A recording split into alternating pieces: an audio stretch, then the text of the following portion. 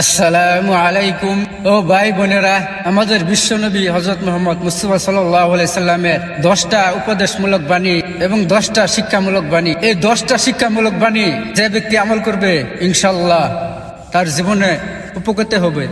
ভাই, ভিডিওটা যদি কে ভালো লাগে তাহলে একটা শেয়ার করে দিবেন। আপনাদের কাছে আমার একটা এটাই অনুরোধ। 1 নম্বর, রাত্রে ঘণ্টাখানি জ্ঞান চর্চা করা সারা রাত জেগে ইবাদত করার চেয়ে উত্তম। 2 নম্বর, সে ব্যক্তি মুমিন নয় যে নিজে পেট ভরে খায় অথচ পাশেই তার প্রতিবেশী না খেয়ে থাকে। 3 নম্বর, প্রতিটি শোনা কথা যাচাই না করে বলে বেড়ানোটাই মিথ্যাবাদী হওয়ার জন্য যথেষ্ট। 4 নম্বর, কোনো গীবতকারী অর্থাৎ নিন্দুক ব্যক্তি জান্নাতে প্রবেশ করবে না।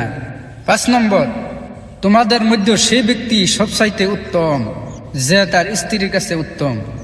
6 নম্বর, যে মানুষের প্রতি দয়া করে না আল্লাহ তার প্রতি দয়া করে না। 7 নম্বর, তোমাদের মধ্যে ততক্ষণ কেউ ইমানদার হইতে পারবে না যতক্ষণ না সে নিজের জন্য যা পছন্দ করে আর ভাইয়ের জন্যও তাই পছন্দ করে। 8 নম্বর, সে ব্যক্তি শক্তিশালী নয় যে কুস্তিতে শত্রুকে পরাজিত করে, বরং সেই ব্যক্তি শক্তিশালী যে নিজের রাগ নিয়ন্ত্রণ করতে পারে। 9 নম্বর, তার অন্তরে সরিষা পরিমাণ অহংকার রয়েছে, সে জান্নাতে প্রবেশ করবে না।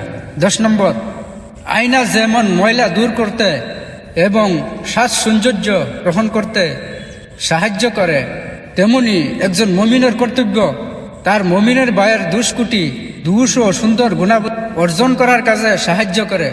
এই 10টা প্রিয় নবীর বাণী আপনারা সবাই আমল করবেন, ইনশাল্লাহ উপকৃত হবে।